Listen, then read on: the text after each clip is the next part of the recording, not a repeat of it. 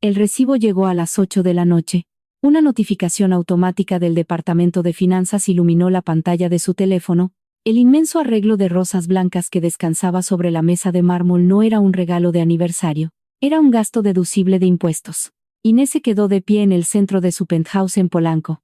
A través de los inmensos ventanales de piso a techo, la Ciudad de México vibraba con una energía salvaje y descontrolada. Era la noche de la final de la Copa del Mundo. Las calles estaban inundadas de gritos, ni claxones y luces rojas de tráfico detenido que pintaban el cielo de un tono cobrizo. Pero dentro de su comedor, el silencio era absoluto, casi asfixiante. La mesa estaba puesta para 2 personas con una precisión milimétrica. Platos de porcelana fina, copas de cristal cortado y una botella de vino tinto que su difunto padre había guardado para una ocasión especial. Hoy se cumplían 10 años de matrimonio con Emiliano. 10 años de encogerse a sí misma para encajar en el molde perfecto de la esposa de la élite mexicana. 10 años de sonreír en cenas de gala, de ignorar los rumores y de mantener intacta la imagen del hombre que ahora dirigía el imperio que su padre había construido. El teléfono vibró sobre la mesa, rompiendo el silencio del comedor. El nombre de Emiliano apareció en la pantalla. Inés deslizó el dedo para contestar. Llevando el aparato a su oído sin decir una palabra, la voz de su esposo sonó al otro lado de la línea. Cargada de esa falsa urgencia que había perfeccionado a lo largo de los años, dijo que lo sentía muchísimo, que era imposible salir de la junta del Consejo de Administración. Habló de una crisis de relaciones públicas, de inversores nerviosos, y de la necesidad de mantener la estabilidad del Grupo Villalobos. Su tono era el de un mártir corporativo, el de un hombre que sacrificaba su vida personal por el bien de miles de empleados. Pero Inés no estaba escuchando sus palabras. Estaba escuchando el fondo de la llamada. Detrás de la voz de Emiliano, no se escuchaba el eco de una sala de juntas en Santa Fe. Se escuchaba el tintineo constante de copas de cristal chocando entre sí. Se escuchaba el murmullo de una multitud eufórica, el bajo retumbante de música electrónica, y el grito ahogado de un comentarista deportivo narrando el partido en una pantalla gigante. Emiliano no estaba en una junta de emergencia, estaba en una fiesta privada. Inés no le reclamó, no alzó la voz, ni le exigió que le dijera la verdad. Simplemente le dijo que no se preocupara, que entendía perfectamente sus responsabilidades. Y colgó el teléfono. El clic de la llamada terminada resonó en la habitación vacía. Inés caminó lentamente hacia el arreglo de rosas blancas. Eran hermosas, impecables. El tipo de flores que gritan dinero viejo y buen gusto. Pero ahora, al mirarlas, solo sentía una profunda repulsión. Volvió a mirar la pantalla de su teléfono, abriendo el correo electrónico que había llegado minutos antes. Como hija del fundador original, Inés todavía estaba en la lista de copias ocultas de ciertas alertas financieras de alto nivel. Un detalle técnico que Emiliano, en su arrogancia, nunca se molestó en revocar. El recibo detallaba un cargo por 15,000 pesos en una florería de lujo. El concepto del gasto estaba clasificado bajo el Fondo de Representación Institucional del Grupo Villalobos. Emiliano ni siquiera había usado su tarjeta de crédito personal para comprar el regalo de su 10º aniversario. Había utilizado el dinero de la empresa, el dinero que el padre de Inés, Roberto Valcárcel, había generado con décadas de trabajo implacable. Una sensación fría y metálica comenzó a extenderse por el pecho de Inés. No era tristeza, era algo mucho más peligroso. Abrió la aplicación de redes sociales en su teléfono. Si Emiliano estaba en un evento VIP celebrando el partido, alguien lo habría documentado. En el mundo de la nueva riqueza corporativa, si no hay fotos, el evento no existe. No tuvo que buscar mucho. El algoritmo, cruel y eficiente, le mostró de inmediato las historias de Paola. Paola era una consultora de imagen y relaciones públicas que el Grupo Villalobos había contratado hacía 8 meses. Era joven y ambiciosa, y estaba desesperada por obtener la validación de la alta sociedad de Polanco. Inés presionó la pantalla para ver el video. La imagen mostraba la terraza de la suite presidencial de uno de los hoteles más exclusivos de la ciudad. Había botellas de champán alineadas sobre mesas de cristal, pantallas gigantes transmitiendo el partido y un grupo selecto de ejecutivos riendo a carcajadas. Y en el centro del encuadre estaba Emiliano. Llevaba la camisa desabotonada en el cuello, Sosteniendo una copa y sonriendo con esa arrogancia que lo caracterizaba, Paola giró la cámara hacia su propio rostro, sonriendo con una suficiencia venenosa. El texto superpuesto en el video era pequeño, pero perfectamente legible. Decía: celebrando con los que sí saben ganar. Lástima por las mujeres que no saben cómo estar al lado de un verdadero hombre. Inés reprodujo el video 3 veces. Observó cada detalle. El reloj en la muñeca de Emiliano, el collar de diamantes en el cuello de Paola, la decoración específica de la suite presidencial. La traición física era dolorosa. Sí, pero en los círculos en los que Inés se movía, la infidelidad era casi una institución tolerada. Las esposas de los grandes directores ejecutivos sabían que su trabajo consistía en mirar hacia otro lado, mantener la elegancia y asegurar la estabilidad del patrimonio familiar. Lo que Inés estaba viendo en esa pantalla no era solo una aventura, y era un desfalco. Emiliano estaba utilizando el conglomerado corporativo de su familia como su alcancía personal para financiar su vanidad y sus excesos. Estaba humillando el legado de Roberto Valcárcel a la vista de todos. DG Paint. La pantalla del teléfono cambió. Una llamada entrante interrumpió sus pensamientos. Era Hortensia, la madre de Emiliano. Inés tomó aire. Estabilizó su respiración y contestó. La voz de su suegra sonó al instante. Dura, autoritaria y carente de cualquier calidez. Hortensia era la encarnación perfecta de la matriarca tradicional mexicana. Una mujer que valoraba la reputación pública por encima de la felicidad, la verdad o la moralidad. Le dijo a Inés que ya había visto lo que estaba circulando en los círculos privados. Le advirtió, con un tono que no admitía réplica, que no hiciera un escándalo. Le recordó que las mujeres de su posición sabían guardar silencio, que el éxito de Emiliano era el éxito de toda la familia, y que cualquier reacción emocional de su parte solo demostraría debilidad. Hortensia le exigió que se quedara en casa, que apagara el teléfono, y que mañana por la mañana recibiera a su esposo con una sonrisa, como correspondía a una mujer de buena cuna. Inés escuchó cada palabra en absoluto silencio. Recordó todas las veces que se había sentado en la mesa de Hortensia, soportando comentarios pasivo-agresivos sobre su falta de ambición, sobre cómo Emiliano era el verdadero genio detrás del grupo Villalobos.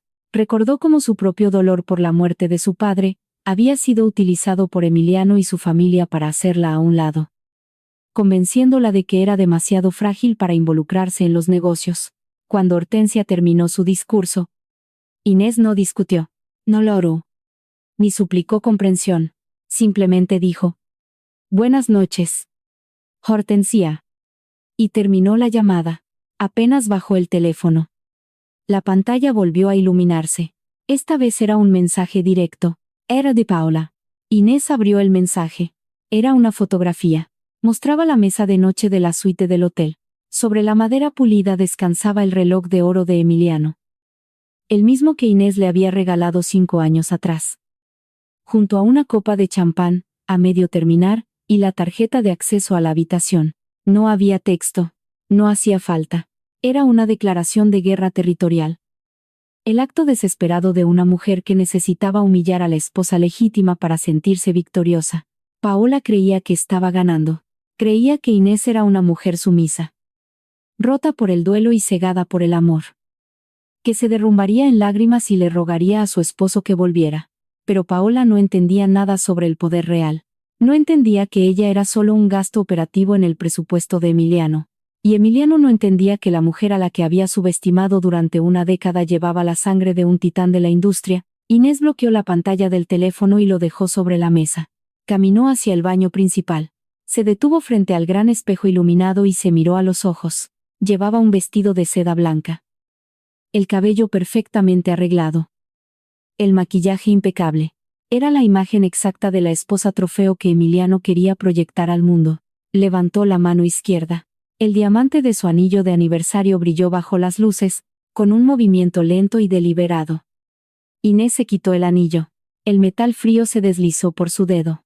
Lo dejó sobre la encimera de mármol del lavabo, donde quedó abandonado, despojado de todo su significado. No derramó una sola lágrima. El duelo por su matrimonio había terminado en el momento en que vio el recibo de las flores. Lo que quedaba ahora era una claridad absoluta, fría y cortante. Salió del baño y caminó por el largo pasillo del penthouse hasta llegar al estudio. Era la única habitación de la casa que Emiliano rara vez pisaba. Era el santuario de Inés. El lugar donde conservaba los muebles y los libros de su padre. El olor a madera vieja y a cuero la envolvió al entrar. Caminó hacia el pesado escritorio de roble que había pertenecido a Roberto Valcárcel. Se arrodilló frente a la pared cubierta de estanterías y retiró una fila de libros de historia de México. Detrás de ellos, oculta en la madera, había una pequeña caja fuerte empotrada. Inés introdujo la combinación numérica, la fecha de fundación de Valcárcel Industrias. La pesada puerta de acero se abrió con un clic sordo. Dentro de la caja fuerte no había joyas, ni dinero en efectivo. Solo había un sobremanila grueso, sellado con cera, y una llave de seguridad de un banco suizo. Inés sacó el sobre. Llevaba su nombre escrito con la caligrafía firme y angular de su padre. Roberto Valcárcel había sido un hombre implacable en los negocios, pero profundamente protector con su única hija. Antes de morir, cuando la enfermedad ya estaba consumiendo su cuerpo, Roberto había visto a través de la fachada de Emiliano. Había visto la arrogancia, la codicia y la falta de principios del hombre con el que su hija se había casado. Pero también sabía que Inés estaba demasiado enamorada, demasiado cegada por la ilusión de una familia perfecta, para escuchar advertencias. Así que Roberto hizo lo que mejor sabía hacer. Preparó una estrategia de contingencia. Inés rompió el sello de cera y abrió el sobre. Sacó un fajo de documentos legales, impresos en papel de alta seguridad, y una carta escrita a mano. Desdobló la carta y comenzó a leer. Las palabras de su padre resonaron en su mente con la misma fuerza que tenían cuando él estaba vivo. Inés, mi niña, si estás leyendo esto, significa que el velo finalmente ha caído. Significa que el hombre que elegiste te ha demostrado quién es realmente. Durante años te he visto hacerte pequeña para que él pueda sentirse grande. He visto cómo permites que tome el crédito por el trabajo de otros. Cómo dejas que su vanidad dicte tu vida. No te culpo. El amor nos hace creer en ilusiones, pero las ilusiones no sostienen un imperio. Y ciertamente no protegen un legado. Emiliano cree que tiene el control absoluto del grupo Villalobos. Cree que la fusión borró mi influencia y que la junta directiva le pertenece. Se equivoca. En estos documentos encontrarás la estructura real del fideicomiso que establecí antes de la fusión. Él tiene el título de director ejecutivo. Pero tú, Inés, posees las acciones con derecho a voto secreto que pueden vetar cualquier decisión financiera, destituir a la junta y congelar los activos de la empresa. Te dejé este poder oculto porque sabía que si te lo daba antes, él te manipularía para arrebatártelo. Ahora el poder es tuyo. No protejas a un hombre que está destruyendo nuestro legado. No llores por un cobarde. Levántate. Inés, eres una Valcárcel. Actúa como tal. Inés bajó la carta. Sus manos no temblaban. Su respiración era profunda y rítmica. Revisó los documentos legales adjuntos. Eran auditorías preventivas, actas constitutivas originales y los certificados de las acciones preferentes. Su padre le había dejado el voto nuclear del grupo Villalobos. Y Emiliano, en su infinita arrogancia, había pasado los últimos 10 años creyendo que ella era solo un adorno en su vida. Una mujer que no entendía de balances financieros ni de estructuras corporativas. Inés tomó su teléfono y marcó un número que se sabía de memoria. El teléfono sonó 2 veces antes de que una voz profunda y rasposa contestara. Era Arturo. Arturo era el abogado personal de Roberto Valcárcel. Un hombre temido en los círculos legales de la Ciudad de México. Era un estratega despiadado. Un hombre que no sentía ningún respeto por los títulos corporativos de Emiliano, sino una lealtad inquebrantable a la memoria de Roberto. Arturo. Soy Inés, dijo ella, su voz sonando más firme y fría de lo que había sonado en una década. Buenas noches. Inés, respondió el abogado, sin mostrar sorpresa por la llamada a esa hora. Es hora, dijo Inés simplemente. Hubo un breve silencio al otro lado de la línea, un silencio cargado de anticipación, como el de un soldado que finalmente recibe la orden de avanzar. ¿Tienes los documentos de tu padre?, preguntó Arturo. Los tengo en mis manos. Y tengo algo más. Emiliano está utilizando el fondo de representación institucional para financiar sus asuntos personales. Tengo los recibos y la ubicación exacta de donde está celebrando en este momento. Entiendo, dijo Arturo, su voz adquiriendo un tono peligrosamente calmado. ¿Dónde lo vemos? ¿En el hotel en Polanco? En la suite presidencial. Te veo en el lobby en 20 minutos. Trae el maletín. Estaré ahí, respondió Arturo. Y colgó. Inés dejó los documentos sobre el escritorio, caminó de regreso a su habitación, abrió su inmenso vestidor. Ignorando los vestidos de diseñador, las sedas y los colores pastel que Emiliano siempre le pedía que usara, fue directamente a la sección del fondo. Sacó un traje sastre de corte impecable, de un color azul marino tan oscuro que casi parecía negro. Se quitó el vestido blanco de aniversario y se puso el traje. Se abotonó la chaqueta. Sintiendo cómo la tela estructurada se ajustaba a sus hombros como una armadura, se recogió el cabello en un moño tenso y severo. Se miró al espejo una última vez. La mujer que le devolvía la mirada ya no era la esposa comprensiva, era la presidenta en la sombra del grupo Villalobos. Tomó los documentos de su padre. Los guardó en un portafolio de cuero negro y salió del penthouse. El viaje en el elevador hasta el estacionamiento subterráneo fue silencioso. Subió a su camioneta y encendió el motor. Condujo por las calles de Polanco. La lluvia había comenzado a caer. Una llovizna fina que hacía brillar el asfalto bajo las luces de las farolas. El tráfico era un caos de fanáticos celebrando, banderas ondeando y patrullas de policía intentando mantener el orden, pero dentro de la cabina de su vehículo, el ambiente era gélido y calculado. Inés repasaba mentalmente los estatutos corporativos, los artículos de la ley mercantil y las cláusulas del fideicomiso de su padre. Estaba organizando su dolor, transformándolo en un arma de precisión. Llegó a la entrada del lujoso hotel. Los valet parking corrían de un lado a otro, abriendo las puertas de autos deportivos y camionetas blindadas. Inés entregó las llaves de su vehículo sin mirar al empleado.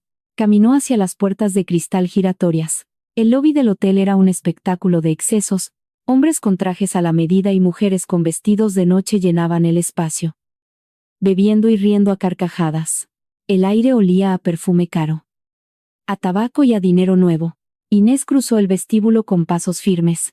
Su presencia, vestida con esa armadura oscura, contrastaba violentamente con el ambiente festivo. Algunas cabezas se giraron para mirarla. Reconocieron a la esposa del director ejecutivo del grupo Villalobos. Los susurros comenzaron a propagarse como un incendio forestal. Inés los ignoró por completo. Llegó a los elevadores privados.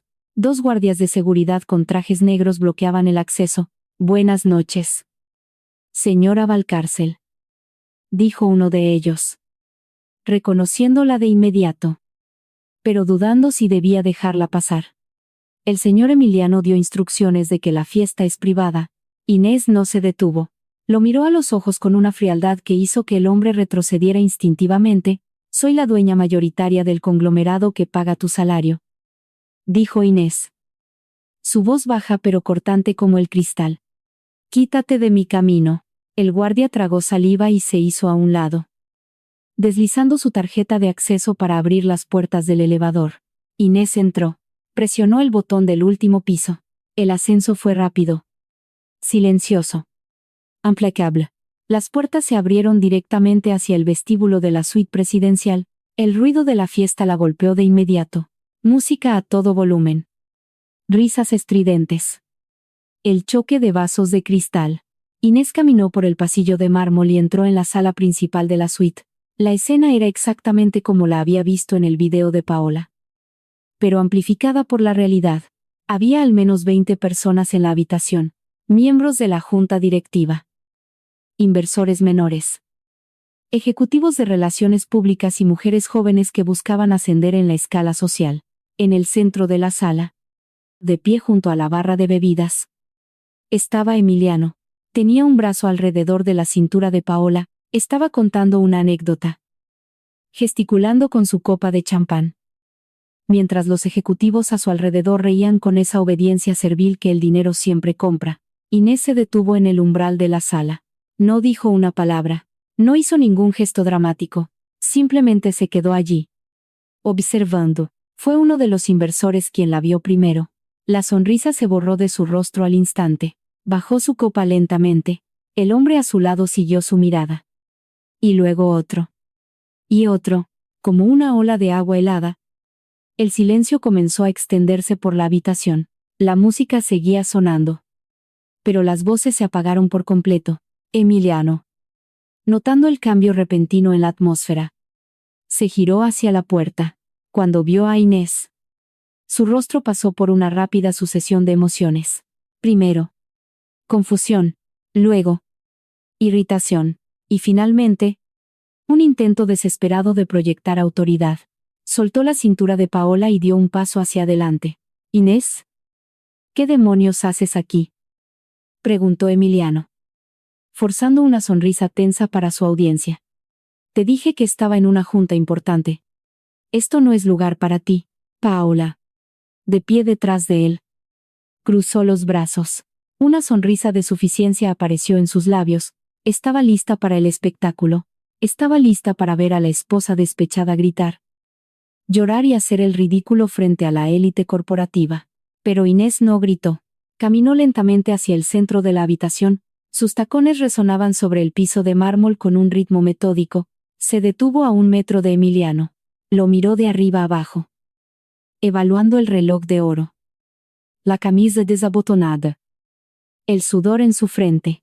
«No te preocupes, Emiliano», dijo Inés.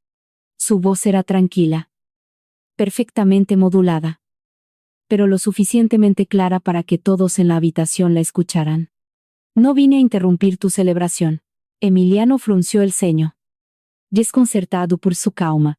«Entonces, ¿a qué viniste?», preguntó, bajando la voz, intentando agarrarla del brazo para llevarla a un rincón. «Vete a casa. Estás haciendo una escena». Inés dio un paso atrás, esquivando su mano con un movimiento fluido. «Vine a hacer una auditoría visual», respondió ella. El silencio en la sala se volvió absoluto. Incluso la música parecía haber pasado a un segundo plano. «¿Una qué?», preguntó Emiliano, su sonrisa tensa comenzando a desmoronarse. «Una auditoría visual», repitió Inés. Miró alrededor de la habitación, haciendo contacto visual con los miembros de la junta directiva que intentaban fundirse con las paredes. «Quería asegurarme de que la suite presidencial, las botellas de champán importado y el servicio de catering valieran los 300,000 pesos que acabas de cargar al Fondo de Representación Institucional del Grupo Villalobos». Un murmullo de pánico recorrió la habitación. Los ejecutivos intercambiaron miradas aterrorizadas. El desvío de fondos era un secreto a voces, pero mencionarlo en voz alta, frente a testigos, era cruzar una línea sin retorno. Emiliano se puso pálido. La arrogancia desapareció de sus ojos, reemplazada por un destello de pánico genuino. «Inés, estás confundida», tartamudeó, bajando la voz a un susurro furioso. «No sabes de lo que estás hablando. Estás alterada. Vete a casa ahora mismo». Paola dio un paso adelante, intentando defender su territorio. «Señora Valcárcel», dijo Paola con un tono condescendiente, «creo que está fuera de lugar. Este es un evento de relaciones públicas. Todo está justificado bajo mi consultoría». Inés giró la cabeza lentamente y miró a Paola. La miró no con odio, sino con la fría indiferencia con la que uno mira a un insecto antes de aplastarlo. «Señorita», dijo Inés, su voz destilando un desprecio absoluto, «usted no es una consultora. Usted es un pasivo financiero. Y a partir de este momento, sus facturas han sido congeladas». Paola abrió la boca para responder, pero las palabras se atascaron en su garganta. La autoridad que emanaba de Inés era aplastante. Emiliano intentó recuperar el control de la situación. «Basta», gritó Emiliano, su voz quebrando el silencio. «Yo soy el director ejecutivo de esta empresa. Yo apruebo los presupuestos. Tú no tienes ninguna autoridad aquí». En ese exacto momento, las puertas del elevador volvieron a abrirse. El sonido metálico resonó en el vestíbulo. Arturo entró en la suite presidencial. El veterano abogado caminaba con la postura recta de un depredador. Llevaba un abrigo negro largo y sostenía un pesado maletín de cuero en su mano derecha. Su sola presencia en la habitación hizo que la temperatura descendiera varios grados. Los miembros de la junta directiva retrocedieron instintivamente. Todos conocían a Arturo. Todos sabían que cuando el abogado de Roberto Valcárcel aparecía, alguien iba a perderlo todo. Arturo se detuvo junto a Inés. No miró a Emiliano. No miró a Paola. Miró directamente a los inversores y ejecutivos que se encogían en las esquinas de la sala. Buenas noches. Señores, dijo Arturo. Su voz rasposa resonando con autoridad legal. Les sugiero que abandonen esta habitación inmediatamente, a menos que deseen ser incluidos como cómplices en la demanda por fraude corporativo y malversación de fondos que se presentará a primera hora de la mañana. Nadie dudó. Nadie hizo preguntas. En menos de 10 segundos, la habitación comenzó a vaciarse. Los ejecutivos dejaron sus copas sobre las mesas y caminaron apresuradamente hacia los elevadores, bajando la cabeza, desesperados por distanciarse de la explosión inminente. Paola se quedó paralizada, mirando a Emiliano en busca de protección. Pero Emiliano ni siquiera la estaba mirando. Emiliano estaba mirando el maletín de cuero en la mano de Arturo. Inés se ajustó el botón de su chaqueta. Miró a su esposo por última vez esa noche. Disfruta el resto de tu fiesta. Emiliano, dijo Inés, su voz perfectamente calmada. Mañana a las 8 de la mañana. Tenemos una reunión de la junta directiva. No llegues tarde. Inés se dio la vuelta y caminó hacia el elevador, con Arturo caminando a su lado. No miró hacia atrás. Las puertas de metal pulido del elevador se cerraron con un susurro suave, cortando de tajo la música electrónica y el murmullo aterrorizado del salón. El descenso desde el piso 50 del hotel fue completamente silencioso. Arturo miraba los números rojos descender en la pantalla digital, aferrando su maletín de cuero con ambas manos, como si sostuviera el peso de un imperio. Inés respiró hondo, sintiendo como el aire frío del aire acondicionado le limpiaba los pulmones y le despejaba la mente. No había rastro de lágrimas en su rostro, ni temblor en sus manos. El trayecto de regreso a su residencia en Polanco fue un borrón de luces ámbar y calles vacías. La Ciudad de México dormía bajo un manto de neblina oscura, completamente ajena a la tormenta corporativa que acababa de nacer en sus entrañas. Al entrar al penthouse, el silencio era absoluto y asfixiante.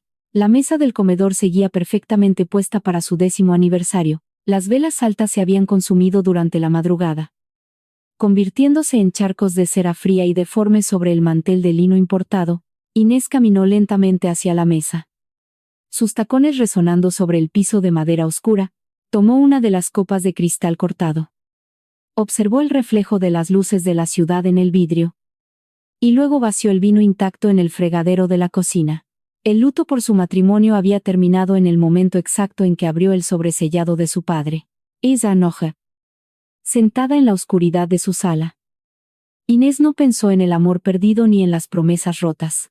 Pensó en balances financieros, en actas constitutivas y en la venganza fría y calculada. Observó el amanecer teñir el cielo de la capital de un tono gris metálico, marcando el inicio del día más destructivo en la historia de Grupo Villalobos. Eran las 6:30 de la mañana cuando la cerradura electrónica de la puerta principal emitió un pitido agudo. Emiliano entró arrastrando los pies, cerrando la puerta con torpeza. Su traje de diseñador, habitualmente impecable, estaba arrugado y manchado de sudor frío. El olor a tabaco caro, alcohol rancio y miedo puro lo precedía como una sombra pesada en el pasillo.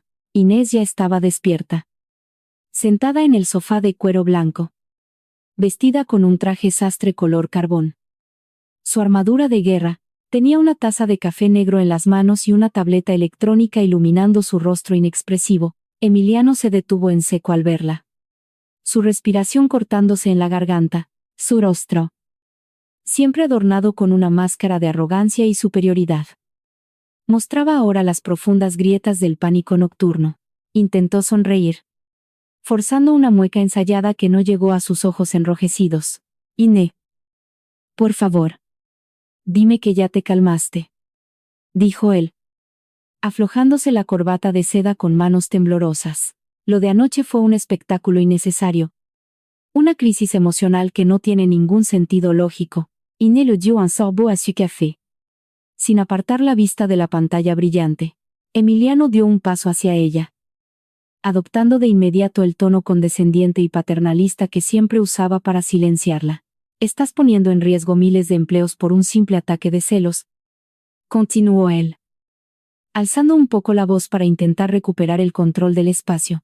«El Grupo Villalobos no es tu sala de terapia personal. Inés. Es una institución financiera seria». Inés levantó la mirada muy lentamente. Sus ojos eran dos bloques de hielo oscuro, desprovistos de cualquier rastro de sumisión o afecto. 245,000 pesos, dijo Inés, con una voz tan plana y controlada que hizo eco en las altas paredes de cristal del penthouse. Emiliano parpadeó, visiblemente confundido por la cifra. «Ese es el costo exacto de las 3 noches en la suite presidencial del hotel en Los Cabos el mes pasado», continuó ella, deslizando el dedo por la pantalla. «Facturado directamente al Fondo de Representación Institucional bajo el concepto de retiro de liderazgo ejecutivo». Emiliano abrió la boca para hablar, pero el aire pareció abandonar sus pulmones de golpe. «Y los 89,000 pesos en la joyería exclusiva de la avenida Masaryk», añadió Inés, sin alterar su tono de voz. «Registrados contablemente como regalos corporativos de fin de año para inversionistas extranjeros». Inés dejó la taza de cerámica sobre la mesa de centro con un golpe seco que sonó como un disparo en la habitación silenciosa. «No estoy teniendo una crisis emocional, Emiliano. Y definitivamente no estoy celosa. Estoy haciendo una auditoría forense. Y te sugiero que te des un baño con agua helada, porque la junta directiva te está esperando en menos de 2 horas». Emiliano retrocedió un paso, tropezando torpemente con la alfombra persa. Como si lo hubieran golpeado físicamente en el pecho, la mujer dócil y callada que él creía haber moldeado a su antojo durante 10 años había desaparecido por completo. En su lugar estaba sentada la verdadera y despiadada heredera de Roberto Valcárcel, a 10 kilómetros de allí, en una cafetería de moda escondida entre los árboles de la colonia Roma. El pánico tenía un rostro muy diferente. Paola movía frenéticamente la pequeña cuchara de metal dentro de su taza de té verde, haciendo un ruido irritante. Llevaba unas enormes gafas de sol oscuras que cubrían la mitad de su rostro. A pesar de que el sol apenas comenzaba a calentar las calles empedradas, frente a ella estaba sentado un hombre delgado, vestido con una chaqueta de cuero gastada y una gorra oscura. Era un operador de relaciones públicas en la sombra, un mercenario digital conocido por limpiar los desastres mediáticos de la élite mexicana.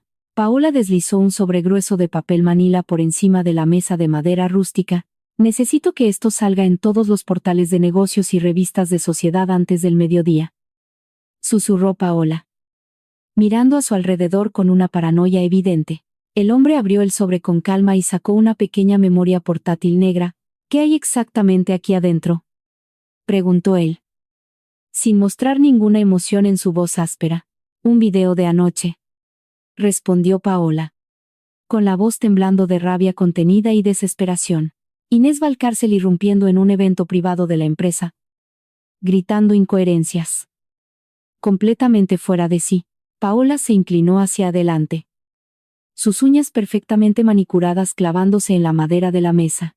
«Elángulo del video está cortado intencionalmente para que no se escuche ni una sola palabra de lo que ella dice. Solo se ve su rostro tenso, su postura agresiva y a los ejecutivos huyendo despavoridos del salón.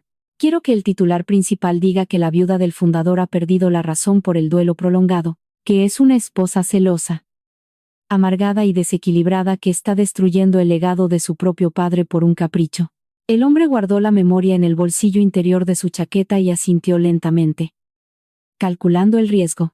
Costará el triple de la tarifa habitual si quieres que los portales financieros serios lo publiquen como un rumor de mercado creíble», dijo él. «Págalo con la tarjeta corporativa platino que te di la semana pasada», siseó Paola, desesperada por recuperar el control de la narrativa pública. En su infinita vanidad, no entendía que usar esa tarjeta en ese momento exacto ya era una evidencia criminal irrefutable. Para las 9 de la mañana, las notificaciones comenzaron a estallar simultáneamente en los teléfonos de todo el distrito financiero de Santa Fe. Los titulares diseñados por el mercenario eran crueles, misóginos y perfectamente calculados para dañar Escándalo en la cúpula de Grupo Villalobos. La heredera inestable amenaza la fusión internacional de la compañía. Paola sonrió con suficiencia al leer los titulares en la pantalla de su teléfono de última generación. Viajaba cómodamente en la parte trasera de un auto privado con chofer. Dirigiéndose hacia las imponentes oficinas corporativas, creía ciegamente que había ganado la guerra de la opinión pública con un simple movimiento de relaciones públicas. Creía que en el mundo superficial de Polanco y Santa Fe, la imagen en redes sociales lo era absolutamente todo. Pero Inés no estaba jugando el juego efímero de las redes sociales ni de los chismes de sociedad. Inés estaba jugando el juego implacable de la sangre, los contratos y el capital. En el piso 40 de un rascacielos de cristal sobre el Paseo de la Reforma, la luz brillante del sol iluminaba el majestuoso despacho de Arturo. La vista de la ciudad era imponente. Un mar infinito de concreto, acero y smog bajo un cielo azul despejado. Inés estaba de pie frente al inmenso ventanal, observando el tráfico denso y caótico de la avenida principal. Detrás de ella, sentado en una silla de cuero que parecía tragarlo vivo, estaba Diego. El gerente financiero de Grupo Villalobos sudaba profusamente, apretando una gruesa carpeta de cartón contra su pecho como si fuera un escudo. Diego era un hombre de apenas 40 años que parecía de 60. Consumido físicamente por el estrés tóxico de encubrir los fraudes sistemáticos de su jefe, Arturo caminó lentamente alrededor de su enorme escritorio de caoba y se detuvo justo frente a Diego, mirándolo desde arriba. Tienes una sola oportunidad en tu vida para salvar tu carrera y tu libertad. Diego, dijo Arturo, con una voz grave y carente de cualquier compasión. La inmunidad legal total que te estamos ofreciendo expira en el segundo exacto en que Inés firme este documento notariado. Diego tragó saliva ruidosamente, mirando con terror hacia la figura de Inés, quien seguía de espaldas a ellos, inamovible como una estatua de hierro. Yo no quería hacerlo, señora Inés. Se lo juro por mis hijos, balbuceó Diego, con la voz quebrada por el miedo absoluto. El señor Emiliano me obligaba a reclasificar los gastos personales cada fin de mes. Me dijo mirándome a los ojos que si no lo hacía, me despediría sin liquidación y me arruinaría la reputación en toda la industria financiera de México. Inés se dio la vuelta lentamente, sus tacones girando sobre la alfombra gruesa. Su rostro no mostraba ni una gota de lástima, ni un ápice de desprecio. Solo proyectaba una fría, absoluta y aterradora claridad mental. Muéstrame los honorarios de consultoría externa, ordenó Inés. Acercándose al escritorio con pasos medidos, Diego abrió la carpeta con manos temblorosas, casi rompiendo el cartón, y sacó una pila de facturas impresas a color. Las esparció sobre la superficie de caoba pulida, alisando los bordes arrugados con las palmas sudorosas. Aquí están todos los registros, dijo Diego, señalando los logotipos genéricos de una agencia de relaciones públicas fantasma. 350,000 pesos mensuales, sin falta, cada día 15 del mes, pagados directamente desde las cuentas de la empresa a una cuenta personal a nombre de Paola, registrados en los libros contables como manejo de crisis corporativa y posicionamiento estratégico de marca. Arturo tomó una de las facturas, ajustándose los lentes de armazón grueso sobre el puente de la nariz. Manejo de crisis, murmuró el viejo abogado con una sonrisa cínica y oscura. Parece que la señorita Paola estaba cobrando una fortuna por crear la crisis, no por manejarla. Inés revisó cada hoja de papel con una precisión quirúrgica, sus ojos escaneando los números a una velocidad asombrosa. No buscaba el dolor punzante de la traición romántica en esos papeles, buscaba las firmas autorizadas, los sellos fiscales digitales, las fechas exactas de transferencia y las direcciones IP. Cada papel que tocaba era un clavo de acero en el ataúd corporativo de su esposo. Encontró los recibos detallados de los vuelos privados a Miami para fines de semana clandestinos. Encontró las facturas exorbitantes de los restaurantes con estrellas Michelin en París, pagados con dinero de los accionistas. Encontró el pago inicial millonario de un departamento de lujo en la exclusiva zona de Rubén Darío, disfrazado torpemente como una inversión inmobiliaria de la empresa. Emiliano no solo le había sido infiel en su propia cama, había saqueado sistemáticamente el legado sagrado que su padre construyó con décadas de sudor, sacrificios y honor. Había tratado a la empresa de su familia como un cajero automático personal para financiar su vanidad vacía y su lujuria barata. Inés sintió que el último rastro microscópico de amor que alguna vez tuvo por ese hombre se convertía en cenizas frías dentro de su pecho. Arturo abrió un cajón oculto de su escritorio y sacó un documento grueso, encuadernado en cuero negro de alta calidad. Lo colocó con reverencia frente a Inés y le ofreció una pesada pluma fuente de plata maciza. Este es el mandato legal de activación irrevocable, dijo Arturo, bajando la voz a un susurro solemne y cargado de historia. Las acciones con derecho a voto secreto que tu padre te dejó protegidas en el fideicomiso ciego, al firmar esta última página, tomas el control mayoritario absoluto y legal de la junta directiva. Ya no serás nunca más la esposa decorativa del director general. Serás la dueña absoluta y la máxima autoridad de Grupo Villalobos. Inés tomó la pluma de plata. El metal frío se sintió pesado y perfecto entre sus dedos delgados. Recordó las palabras exactas de su padre en la carta póstuma que le había dejado escondida. No protejas a un hombre débil que está destruyendo nuestro legado por su propia inseguridad. Inés firmó su nombre completo con trazos firmes, oscuros y agresivos. El papel grueso absorbió la tinta negra como si estuviera sellando un pacto de sangre inquebrantable. Arturo cerró la carpeta de cuero con un golpe seco que resonó como un trueno en toda la oficina. «És hora de ir a Santa Fe», dijo Inés, levantando la barbilla y ajustándose los puños de su chaqueta. «Vamos a cortarles la cabeza a todos». La sala de juntas principal de Grupo Villalobos era un santuario diseñado para intimidar, un monumento al poder y la arrogancia corporativa, ubicada en el último piso de la torre más alta de Santa Fe. Sus paredes de cristal ofrecían una vista panorámica del abismo urbano y las montañas lejanas. La enorme mesa de mármol negro, traída de Italia, estaba rodeada por 12 sillas de cuero ergonómico de diseño exclusivo. A las 10 en punto de la mañana, el ambiente dentro de la sala era denso, tóxico e irrespirable. Hortensia, la madre de Emiliano, estaba sentada rígidamente en la cabecera de la mesa, vestida con un traje sastre de lana impecable y un collar de perlas auténticas. Su rostro, habitualmente una máscara inescrutable de superioridad aristocrática, estaba visiblemente tenso por el pánico. Los rumores maliciosos en los portales de noticias habían provocado una caída brutal del 4% en las acciones de la compañía en la primera hora de apertura del mercado. Los teléfonos de los inversionistas internacionales estaban sonando sin parar, exigiendo respuestas inmediatas. Emiliano caminaba frenéticamente de un lado a otro frente al inmenso ventanal, frotándose las sienes sudorosas. «Les aseguro por mi honor que todo está bajo perfecto control», repetía Emiliano, dirigiéndose a los 5 miembros clave de la junta que estaban presentes. «Es solo un ataque mediático coordinado, sin fundamentos reales ni pruebas financieras. Mi esposa está pasando por un momento de inestabilidad emocional severa, debido a problemas personales que estamos tratando médicamente. Estamos manejando la situación de manera estrictamente privada para proteger la imagen pública de la empresa y asegurar la fusión». En una esquina de la sala, sentada con las piernas cruzadas y una libreta de cuero en el regazo, estaba Paola. Había asistido a la reunión de emergencia bajo su título oficial de consultora externa de relaciones públicas y manejo de crisis.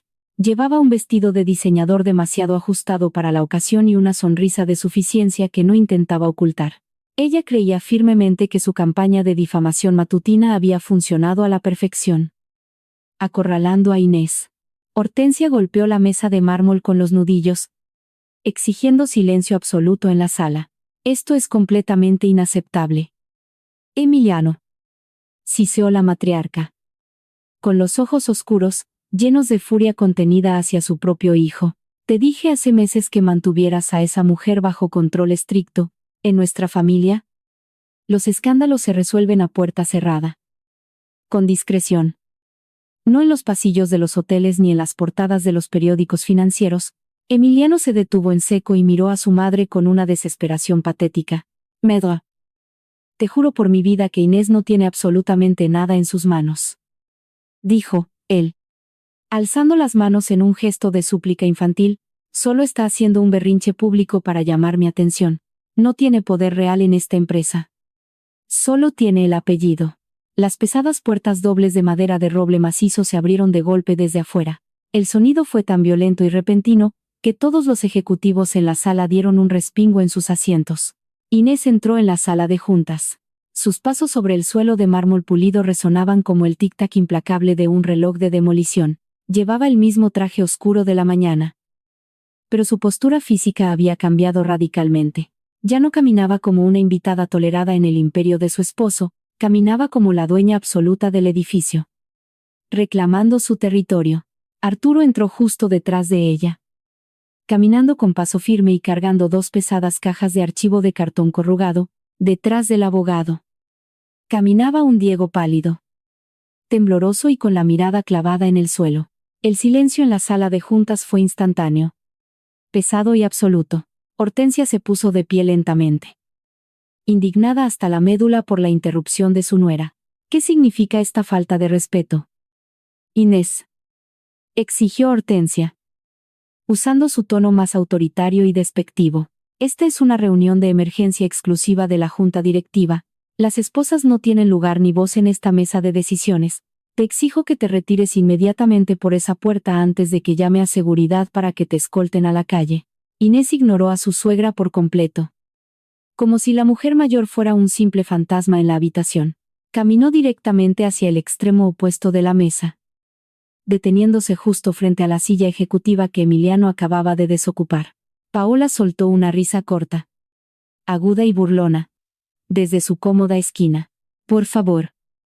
Inés, dijo Paola, arrastrando las palabras con un tono venenoso y condescendiente. No hagas esto más humillante y difícil para ti misma. Todos aquí sabemos que estás sufriendo por tu matrimonio. Pero venir a hacer una escena de celos en la oficina solo confirma lo que dicen las noticias de hoy. Ten un poco de dignidad femenina. Acéptalo y vete a tu casa a descansar. Inés giró la cabeza lentamente, milímetro a milímetro, y clavó su mirada directamente en los ojos de Paola. La frialdad abismal en los ojos de Inés hizo que la sonrisa arrogante de la amante se congelara y muriera en su rostro. Tú no eres un problema romántico para mí, Paola, dijo Inés, con una voz tan tranquila y suave, que resultaba profundamente aterradora. Tú eres un simple pasivo financiero, y en esta empresa, bajo mi mando, los pasivos financieros se liquidan y se eliminan. Inés hizo un gesto mínimo con la mano derecha. Arturo avanzó y colocó las 2 pesadas cajas de archivo sobre el centro exacto de la mesa de mármol negro. El sonido del cartón lleno de documentos golpeando la piedra hizo eco en las paredes de cristal, sonando como una sentencia de muerte.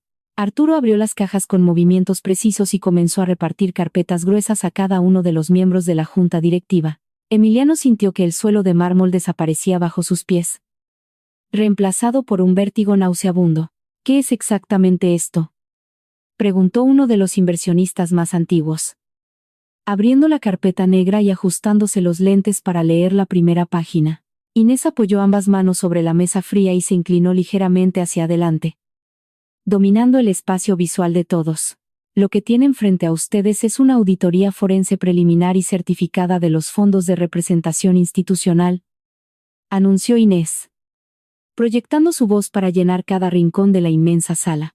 Durante los últimos 3 años fiscales, el actual director general ha desviado sistemáticamente más de 40 millones de pesos del capital operativo de esta empresa. El murmullo de asombro, indignación y horror estalló inmediatamente entre los ejecutivos de traje gris. Hortensia se dejó caer pesadamente en su silla, con el rostro repentinamente ceniciento, llevándose una mano temblorosa a las perlas de su cuello. Emiliano corrió desesperado hacia la mesa y le arrebató violentamente una de las carpetas de las manos a un directivo asustado. «Esto es una maldita mentira», gritó Emiliano, con la voz aguda y rota por el pánico absoluto. «Son documentos falsificados para destruirme, Diego. Diles a todos que esto es falso. Diles que ella te obligó». Todos los rostros en la sala se giraron hacia la puerta, donde Diego estaba de pie, encogido sobre sí mismo, sudando a mares. Diego negó con la cabeza lentamente, con lágrimas de terror genuino resbalando por sus mejillas. «Todo es real, señor Emiliano», susurró Diego, su voz apenas audible en el caos. «Yo mismo le entregué los registros originales y las contraseñas bancarias al abogado. Emiliano soltó la carpeta como si el cartón estuviera ardiendo en llamas.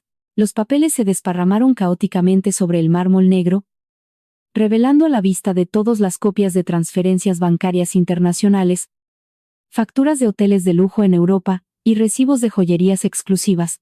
Inés caminó lentamente alrededor de la mesa, acercándose paso a paso a la esquina donde estaba Paola. Paola intentó retroceder por instinto, pero su espalda chocó duramente contra la pared de cristal frío. La señorita aquí presente, continuó Inés, señalando a Paola con un dedo firme pero sin dignarse a mirarla. Ha estado cobrando honorarios mensuales de 350,000 pesos por servicios de consultoría completamente inexistentes. Eso constituye fraude corporativo agravado, evasión fiscal premeditada y malversación de fondos a nivel federal. Paola abrió la boca, intentando articular una defensa. Pero no salió ningún sonido de su garganta seca. Toda su arrogancia de redes sociales se había evaporado en un segundo, reemplazada por el terror puro y paralizante de enfrentar la cárcel real. Inés se detuvo finalmente frente a Emiliano.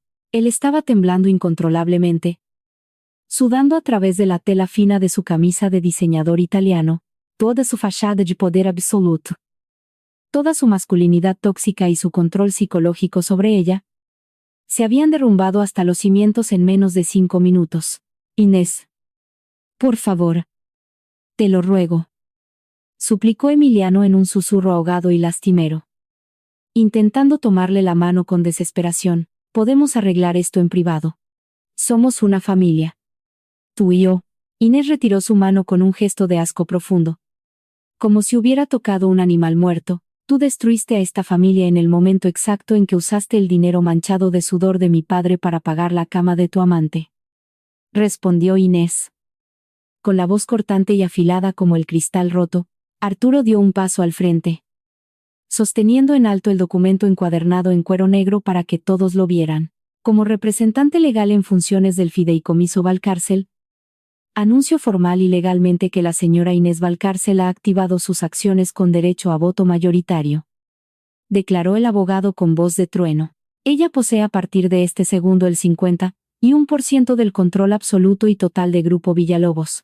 La sala entera quedó sumida en un silencio sepulcral, denso y aterrador.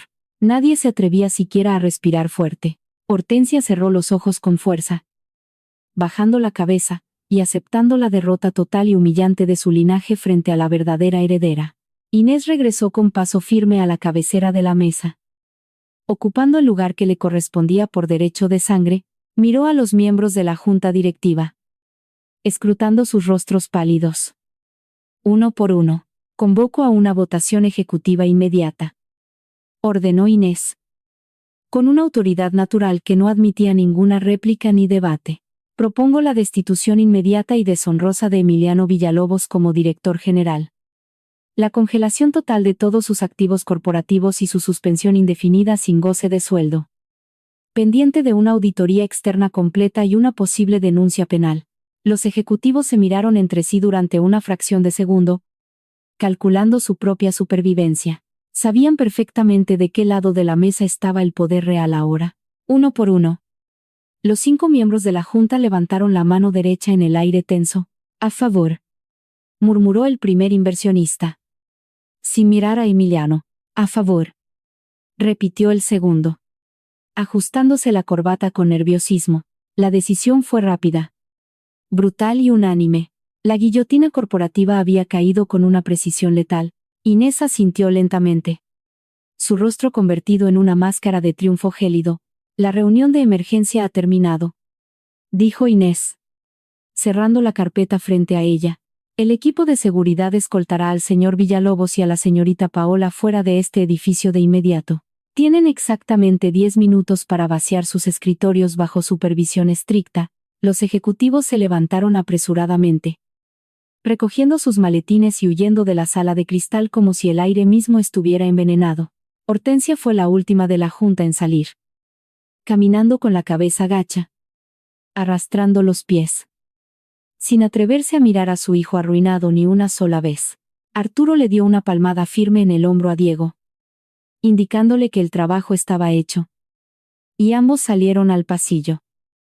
cerrando las pesadas puertas de madera detrás de ellos con un clic definitivo. Había sido desterrado. La cultura del miedo había terminado. El nuevo régimen de Inés Valcárcel había comenzado. Mientras tanto, al otro lado de la ciudad, el mundo de Paola se desmoronaba a una velocidad vertiginosa. Esa misma tarde, Paola intentó entrar al edificio corporativo en Santa Fe. Llevaba sus enormes lentes de sol y un bolso de diseñador que costaba más que el salario anual de un maestro. Caminó hacia los torniquetes de seguridad con su habitual aire de superioridad. Colocó su huella en el lector biométrico. El escáner parpadeó en rojo y emitió un pitido de rechazo. Paola frunció el ceño y volvió a presionar su dedo. Otro pitido rojo. Suspiró con impaciencia y llamó al jefe de seguridad. Un hombre que solía correr a abrirle la puerta del elevador. El guardia se acercó lentamente. No sonrió. No hizo una reverencia.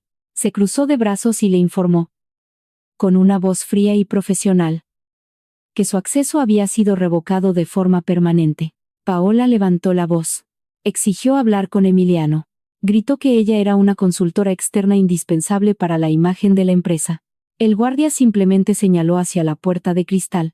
Le dijo que si no se retiraba por su propio pie, tendría que escoltarla hacia la calle. Los empleados que pasaban por el vestíbulo se detuvieron a mirar. Los mismos empleados a los que ella había humillado durante meses ahora la observaban con una mezcla de lástima y burla. Paola sintió que el calor le subía al rostro. Dio media vuelta y salió del edificio, caminando rápido hacia su camioneta de lujo. Pero la pesadilla apenas comenzaba. Condujo hasta Polanco, buscando refugio en su restaurante favorito. El lugar donde solía reunirse con las esposas de los empresarios para presumir su estatus. Pidió una botella de champaña y una ensalada que apenas tocó. Cuando llegó la cuenta, entregó su tarjeta corporativa negra con el logotipo del Grupo Villalobos. El mesero regresó 2 minutos después. Le devolvió la tarjeta sobre una pequeña bandeja de plata. Le dijo, en un susurro discreto, que la tarjeta había sido declinada. Paola sintió un vacío en el estómago. Buscó en su bolso su tarjeta personal, pero recordó que todas sus cuentas estaban vinculadas a los depósitos que Emiliano le hacía desde el fondo de representación.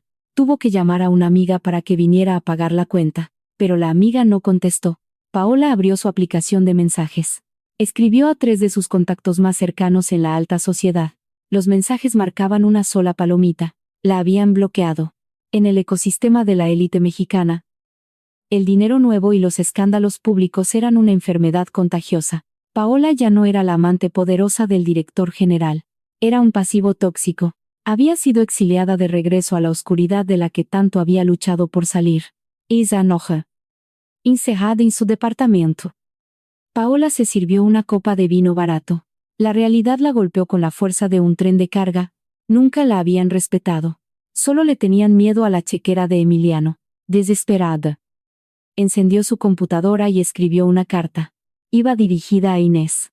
Era un texto largo, lleno de excusas, de victimismo y de una disculpa a medias. Paola intentaba explicar que ella también había sido manipulada por Emiliano, que ella solo era una mujer buscando sobrevivir en un mundo de hombres. Imprimió la carta, la metió en un sobre y la envió por mensajería al corporativo a la mañana siguiente. Inés recibió el sobre al mediodía. Reconoció la caligrafía pretenciosa y el olor a un perfume dulce y empalagoso. Abrió la carta con un abrecartas de plata. Leyó las 3 páginas en absoluto silencio. No sintió ira. No sintió lástima. Solo sintió una profunda indiferencia. Analizó las palabras de Paola como quien analiza un contrato mal redactado. Vio la desesperación, la vanidad herida y la incapacidad de asumir la responsabilidad. Inés no derramó una sola lágrima. No tomó el teléfono para insultarla. No le dio a Paola el regalo de su atención. Simplemente dobló las hojas. Las metió en la trituradora de papel que tenía junto a su escritorio y escuchó el zumbido de las cuchillas destruyendo las excusas. El silencio era su respuesta. Y el silencio, para alguien que vivía de la validación externa como Paola, era el peor de los castigos. 2 días después, Inés recibió una visita inesperada. La secretaria anunció por el intercomunicador que la señora Hortensia estaba en la recepción. Inés pausó la revisión de un contrato internacional. Le indicó a la secretaria que la hiciera pasar. Hortensia, la matriarca de la familia, entró en la oficina. La dinámica de poder había cambiado de manera irreversible. Hortensia ya no caminaba con la arrogancia de la dueña del mundo. Llevaba un traje sastre negro, sobrio, casi de luto. Parecía haber encogido las arrugas de su rostro, antes disimuladas por la altivez. Ahora se marcaban profundas bajo la luz de la oficina. Se detuvo frente al escritorio de Inés. No exigió que Inés se pusiera de pie. No le dio órdenes sobre cómo debía comportarse para proteger el apellido de la familia. Hortensia tomó asiento lentamente, apoyando ambas manos sobre su bolso de cuero. Miró a Inés a los ojos. Vio a la mujer que había subestimado durante una década. Vio a la verdadera heredera de Roberto Valcárcel. Hortensia abrió su bolso y sacó un objeto pequeño envuelto en un pañuelo de seda. Lo desenvolvió con manos temblorosas y lo colocó sobre el cristal del escritorio. Era una llave de bronce, pesada y antigua. Inés miró la llave y luego a su suegra. Hortensia tragó saliva. Su voz sonó ronca, despojada de su habitual tono de mando. Le confesó que esa llave pertenecía a una caja de seguridad privada que Roberto mantenía en un banco suizo con sucursal en la Avenida Reforma. Hortensia admitió que la había escondido el día del funeral de Roberto. Confesó que sabía lo que había adentro. Sabía que Roberto había dejado instrucciones precisas, diarios personales y documentos que probaban que él siempre quiso que Inés tomara el control del conglomerado. Hortensia bajó la mirada. Incapaz de sostener el peso de su propia culpa, dijo que lo había hecho por instinto de protección. Quería que su hijo, Emiliano, fuera el rey. Temía el potencial de Inés. Temía que, si Inés descubría su verdadero poder, Emiliano quedaría reducido a nada. Y al final, su intento de proteger a su hijo fue exactamente lo que lo destruyó. Hortensia se levantó despacio. Le dijo a Inés que ya no había nada más que ocultar, que la empresa, el legado y el futuro le pertenecían por derecho de sangre y por derecho de intelecto. La matriarca salió de la oficina arrastrando los pies, dejando atrás su orgullo y su imperio. Esa misma tarde, Inés canceló todas sus reuniones. Pidió a su chofer que la llevara a la sucursal bancaria en Paseo de la Reforma. Entró a la bóveda subterránea. Un lugar frío y silencioso, rodeada de paredes de acero. El gerente del banco la dejó sola en una pequeña sala privada. Inés introdujo la llave de bronce en la caja de metal. El mecanismo giró con un clic pesado. Adentro, encontró varias libretas de cuero desgastado. Eran los diarios personales de su padre, Roberto Valcárcel. Inés se sentó a la mesa y abrió el primer cuaderno. Reconoció de inmediato la letra firme y elegante de su padre. Las páginas estaban llenas de anotaciones sobre estrategias de mercado, fusiones y proyecciones financieras. Pero en los márgenes, había notas personales. Notas sobre ella. Roberto había escrito sobre la inteligencia aguda de su hija.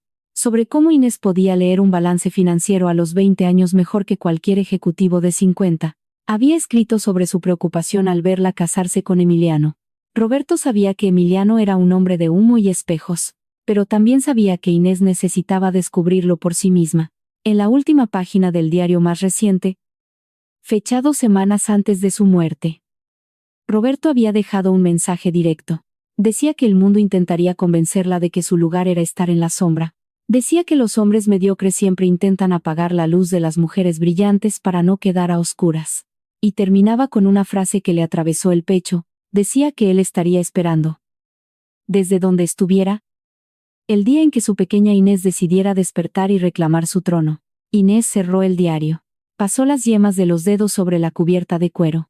Y entonces, en la soledad absoluta de la bóveda bancaria, Inés lloró. Fueron lágrimas densas, calientes y silenciosas. No lloró por su matrimonio destruido. No lloró por la traición de Emiliano, ni por la humillación pública. Lloró por el amor inmenso de su padre. Lloró por el tiempo perdido intentando encajar en un molde que le quedaba demasiado pequeño. Lloró para limpiar los últimos restos de la mujer sumisa que había sido. Cuando salió del banco, el aire frío de la ciudad le secó las mejillas. Se sentía ligera. Se sentía invencible. Un mes después, la auditoría forense concluyó. Los resultados fueron devastadores para Emiliano. Los desvíos de fondos, los gastos injustificados y las violaciones a los estatutos corporativos estaban documentados hasta el último centavo. El Consejo de Administración, liderado ahora por Inés con mano de hierro, tomó la decisión final. Emiliano no iría a la cárcel. Porque Inés no quería arrastrar el nombre de la empresa por los tribunales penales, pero su castigo sería mucho peor para un narcisista.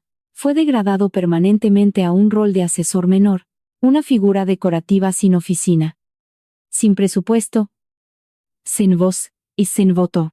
Le quitaron el acceso a los medios de comunicación y le prohibieron hablar en nombre del grupo Villalobos. Lo convirtieron en un fantasma. Ese mismo fin de semana, Inés regresó al penthouse en Polanco por última vez. El departamento estaba casi vacío. Las paredes, antes cubiertas de arte contemporáneo, ahora mostraban marcas rectangulares de polvo. Había cajas de cartón apiladas en el pasillo. Emiliano estaba en la sala de estar, empacando sus últimos libros. Llevaba un suéter gris y unos pantalones de mezclilla. Sin sus trajes a la medida y sin su séquito de aduladores, parecía un hombre ordinario. Un hombre pequeño.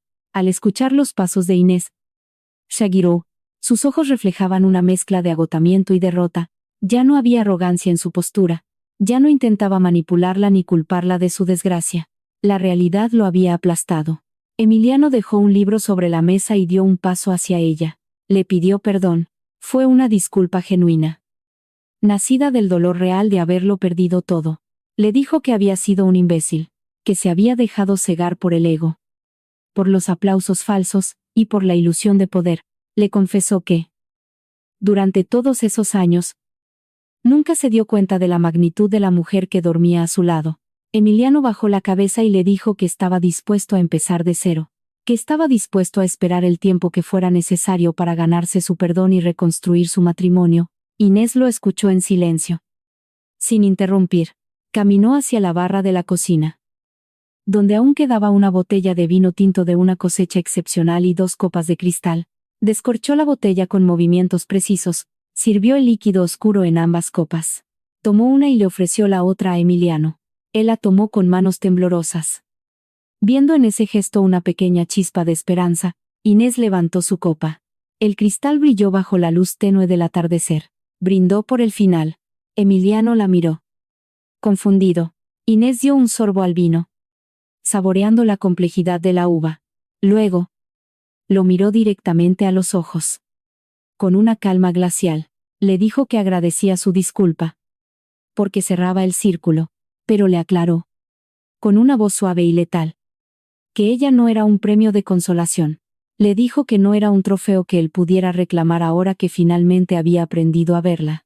Le explicó que el hombre que tenía enfrente era un extraño, y que la mujer que él creía conocer, la esposa paciente y silenciosa, había muerto el día que abrió el sobre de su padre. Inés dejó su copa a medio terminar sobre la barra de mármol.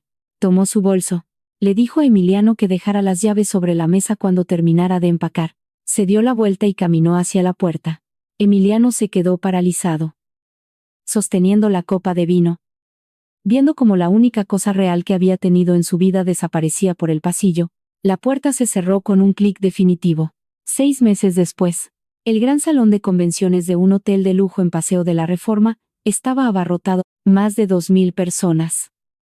Entre empresarios, inversionistas y estudiantes de negocios.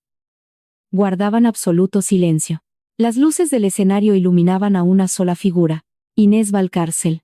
Llevaba un traje blanco impecable, que contrastaba con el fondo oscuro del escenario. Se movía con la gracia de un depredador en la cima de la cadena alimenticia. Bajo su liderazgo, el grupo Villalobos había alcanzado cifras récord, había limpiado la corrupción, reestructurado las divisiones y posicionado a la empresa como un referente de ética y rentabilidad en toda América Latina. Era el turno de preguntas y respuestas. Una joven en la tercera fila, con un micrófono en la mano y voz nerviosa, le hizo una pregunta. Le preguntó cómo había logrado sobrevivir y triunfar en un mundo corporativo diseñado por hombres para proteger a otros hombres. Inés sonrió levemente. Miró a la joven y luego paseó su mirada por todo el auditorio. El silencio era total. Inés acercó el micrófono a sus labios. Su voz, profunda y autoritaria, resonó en cada rincón del salón. Dijo que el secreto no era sobrevivir. El secreto era dejar de pedir permiso. Explicó que a las mujeres se les enseña desde niñas a ser el soporte, a ser la sombra, A gestionar el dolor en silencio para no incomodar a los demás. ¿Pero el dolor? Dijo Inés. No, es un destino. El dolor es combustible. Les dijo a las mujeres en la audiencia que nunca esperaran a que un traidor les diera permiso para levantarse. Que nunca esperaran a que el sistema las validara. Porque el sistema está diseñado para mantenerlas pequeñas, dijo que la verdadera autoridad no se hereda ni se otorga en una sala de juntas. La verdadera autoridad se toma cuando decides que tu dignidad vale más que la comodidad de los demás. El auditorio estalló en aplausos. Una ovación de pie que hizo vibrar los cristales del salón. Inés agradeció con una leve inclinación de cabeza, no sonrió para las cámaras. No necesitaba la validación de la multitud. Sabía exactamente quién era. Isa Noche. Inés salió del hotel por la puerta principal. Rechazó la oferta de su chofer de llevarla a casa. Quería manejar ella misma. Subió a su auto deportivo negro. Encendió el motor y se incorporó al tráfico nocturno de la Ciudad de México. Condujo por Paseo de la Reforma. Las luces de neón de los rascacielos y el brillo dorado del Ángel de la Independencia se reflejaban en el parabrisas. La ciudad rugía a su alrededor. Llena de vida. De caos y de posibilidades. Inés bajó un poco la ventanilla. El aire frío de la noche le acarició el rostro. Miró sus manos sobre el volante de cuero. Manos firmes. Manos que habían desmantelado un imperio corrupto y construido uno nuevo. No había nadie esperándola en casa. No había nadie a quien rendirle cuentas. No había secretos. Ni mentiras. Ni sombras. Por primera vez en su vida, Inés Valcárcel estaba completamente sola. Y en esa soledad, encontró la libertad absoluta. Aceleró. Perdiéndose en la inmensidad de la ciudad. Dueña total y absoluta de su propio destino.